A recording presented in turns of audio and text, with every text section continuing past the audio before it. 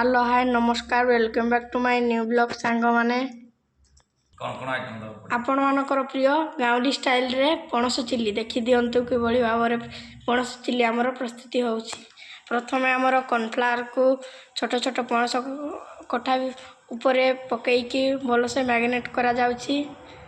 तापरे आमर मैदा को हल्का मैदा को पणस कठा रे मैरिनेट करा जाउछि। तापरे आमर लुण स्वाद अनुसार लुण आमर पकागला। तापरे आमर धड़ा राशि जहाँकि पकईले तार टेस्ट टिके स्वाद आसीबो तेणु धड़ा राशि पड़ला।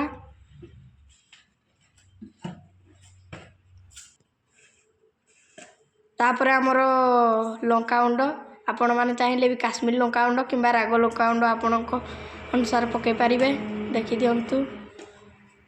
तापरे आमर ये चिकन मसला पकागला।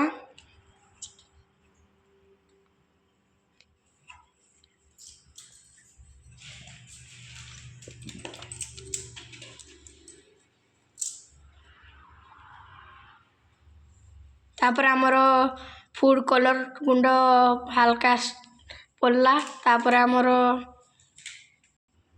आमर गोली मरीच गुंड पड़ला। तापरे आमर कॉर्नफ्लावर आउ टिके आवश्यक होला। तापरे आमर पानी दिया जाय कि मैरिनेट कराला देखि दियंतु सांग माने।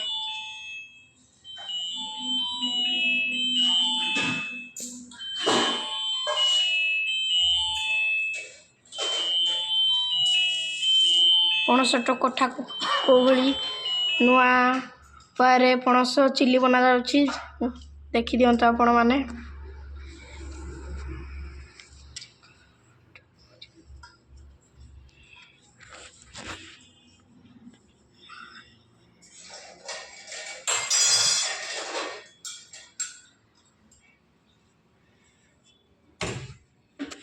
देखि दियंतु आमर सोया सॉस एबे पका जिवो आमर मैरिनेट हेइथिबा पणस चिल्ली पणस कठा ऊपर देखि दियंतु हल्का पकेबे आपण मानकर पकेले आवश्यक अनुसार पकेबे देखि दियंतु। सोया सॉस पकाय द्वारा आमर पणस कषा चिल्ली रो स्वाद आसीथाए देखि दियंतु आपण माने। देखि दियंतु सांग माने पणस कठा को आमे भल से मसला पतर देकी पूरा मैरिनेट कर देइछंती। एबे आमे छाणीबा पणस कठा को देखि दियंतु आपण माने। सांग माने देखि दियंतु आमे जेहेतु पणस चिल्ली करिबा को जाउछंती पणस को आमे मैरिनेट करी पूरा भल साइज रे पूरा थई देइछंती। एबे आमे हमर फॉर्च्यून कच्ची घनी फॉर्च्यूनर सनफ्लावर तेल रे आमे पणस को मैरिनेट छाणीबा तो आपण माने।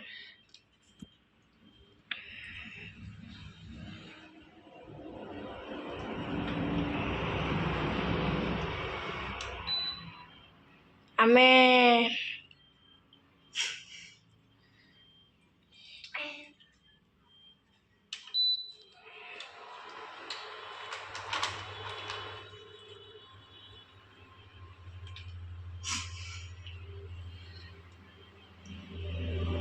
देखि दियंतु सांग माने एबे हमर तेल गरम करिया को आमे छाड़ी जाइछंती मीडियम फ्लेम रे।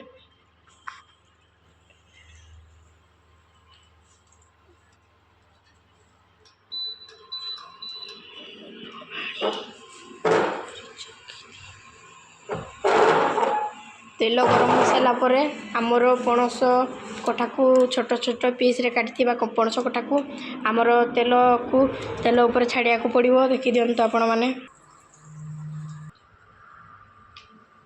आमर आवश्यकता सामग्री गुडा को देखि दियंतु आमे ए जगह रखिछु देखि दियो सांग माने। आमर पणस कठा जो मैरिनेट करथिबा पणस कठा को रखिथिबा पणस कठा मैरिनेट हे रखिथिबा को तबे आमे से पणस कठा को आमे तेल रे छाणीबा देखि दियंतु आमर फॉर्च्यून ऑयल सनफ्लावर रे।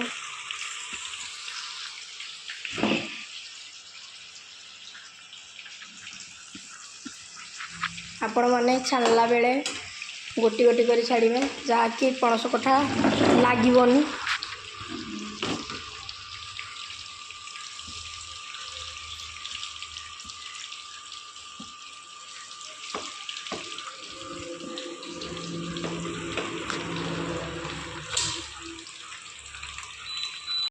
ଦେଖିଦିଅନ୍ତୁ ସାଙ୍ଗମାନେ, ଏବେ ଆମର ପଣସ କଠା ବ୍ରାଉନ୍ କଲର୍ ହେଲା ପରେ ଆମେମାନେ ଛାଣି ଦେଉଛୁ। ଆପଣମାନେ ବି ଦେଖିଦିଅନ୍ତୁ ଆପଣମାନେ। ଏବେ ଆମର ପ୍ରଥମ ଭାରି ପଣସ କଠାକୁ ଆମେ ଛାଣି ଦେଉଛୁ।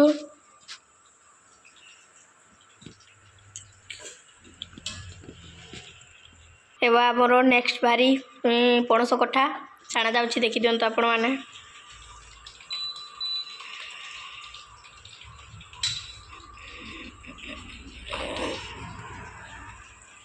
ଆମର ନେକ୍ସଟ ଭାରି ପଣସ କଠା ଆମର ନେକ୍ସଟ ଭାରି ପଣସ କଠା କିଭଳି ଭାବରେ ବ୍ରାଉନ୍ କଲର୍ ହେଇ ଆସିଲାଣି। ଏବେ ଆମେ ପଣସ କଠାକୁ ଛାଣିଦେବା। ଦେଖିଦିଅନ୍ତୁ ଆପଣମାନେ। ଏବେ ଆମର ନେକ୍ସଟ ଭାରି ପଣସ କଠାକୁ ଆମେ ଛାଣିଦେବା।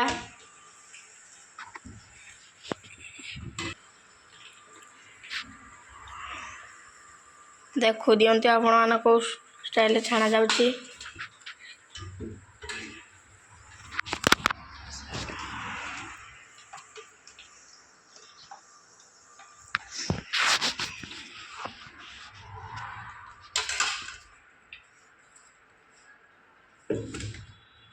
ତୃତୀୟ ଭାରିକୁ ଆମର ଛଣାଗଲା ଯାଇସାରିଲା ପରେ ଚତୁର୍ଥ ଭାରିକୁ ଆମର ଆରମ୍ଭ କରିବା। ତାପରେ ଛାଣିଦେଲା ପରେ ଦେଖିବା ଯେପରିକି ଆମର ବ୍ରାଉନ୍ କଲର୍ କୋବି ଚିଲିଟି ହେଇଯିବ। ତାପରେ ବାହାରକୁ ଆମେ ଆଣିବା।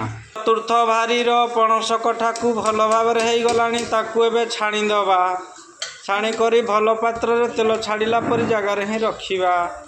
ଗରମ ତେଲରେ ପଞ୍ଚମ ଭାରିକୁ ଆମର ଭଲ ଭାବରେ ଛାଣିବା ପାଇଁ ଏବେ ତେଲ ଉପରେ ପଣସ କଠାକୁ ପକାଇବା। ଗୋଟି ଗୋଟି କରି ପକାଇଲେ ଆମର ସେଠି ପଣସ କଠା ଗୁଡ଼ିକ ଛାଡ଼ି ରହିବ କି, ଯାହାଫଳରେ କି ପଣସ କଠା ଗୁଡ଼ିକ କିଛି ଲାଗି ରହିବ ନାହିଁ କାହା ପାର୍ଶ୍ୱରେ କାହାରେ। ଦେଖିଦିଅନ୍ତୁ ସାଙ୍ଗମାନେ, ଆମର ପଣସ କଠା ଶେଷ ହୋଇଯାଇଛି। ଆମର ପଞ୍ଚମ ଭାରିରେ ପଣସ କଠା ଶେଷ ହୋଇ ଆମର ପଣସ କଠାକୁ ଛଣା ଯାଉଛି। ଦେଖିଦିଅନ୍ତୁ ସାଙ୍ଗମାନେ।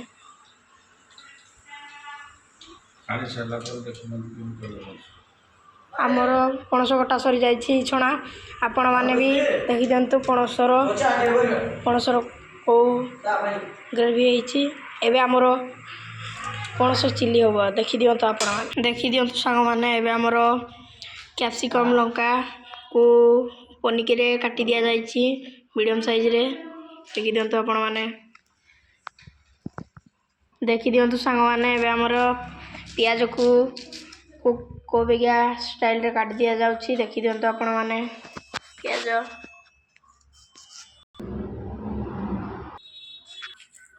ଦେଖିଦିଅନ୍ତୁ ସାଙ୍ଗମାନେ, ଏବେ ଆମର ଅଦାକୁ ଛୋଟ ଛୋଟ ସାଇଜ୍ କରିକି ଅଦାକୁ ଆମେ କାଟି ଦିଆଯାଉଛି। ଦେଖିଦିଅନ୍ତୁ ଆପଣମାନେ। ଏବେ ଆମର ଗୋଟା ରସୁଣକୁ ଭଲ ସାଇଜ୍ରେ ରଖି ଦିଆଯାଉଛି। ଏବେ ଆମ ଗୋଟା ରସୁଣକୁ ବି 2 ଫାଳ ଲେଖା କରି ଦିଆଯିବ। ଦେଖିଦିଅନ୍ତୁ ସାଙ୍ଗମାନେ, ଏବେ ଆମର ବିଲାତିକି ଛୋଟ ଛୋଟ ସାଇଜ୍ରେ କାଟି ଦିଆଯାଉଛି। ଦେଖିଦିଅନ୍ତୁ ସାଙ୍ଗମାନେ କିଭଳି ଭାବରେ ଆମର ମ୍ୟାରିନେଟ୍ କରିଥିବା ସବୁ ଜିନିଷ। ଦେଖିଦିଅନ୍ତୁ ସାଙ୍ଗମାନେ, ଏବେ ଆମର କଟା ହେଇ ରହିଥିବା ଅଦା ଓ ରସୁଣକୁ ଏବେ ଆମର ତେଲ ଉପରେ ପକାଯିବ।